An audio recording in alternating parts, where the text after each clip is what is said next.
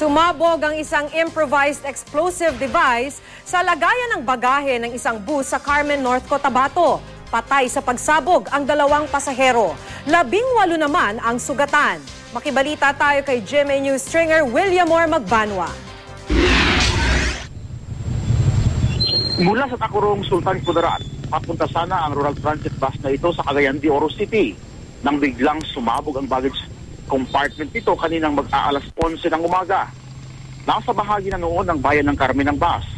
Tumilapon ang takip ng baggage compartment at nawasak ang mga salaming bintana ng bus. Sa daan, nagkalat ang mga tira-tirasong bubog. Ayon sa pulisya, isang improvised explosive device ang sumabog sa lagayan ng bagahe ng bus. Posibleng inilagay ang bomba sa bus noong nasa kabakan ito. Extortion ang tinitimang anggulo ng pulisya.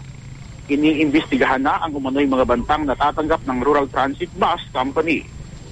Inaalam din ng pulisya kung may kinalaman ang Alcobar Extortion Group na umako raw sa mga pagpapasabog sa iba pang bus ng kumpanya nitong mga nakalipas na taon.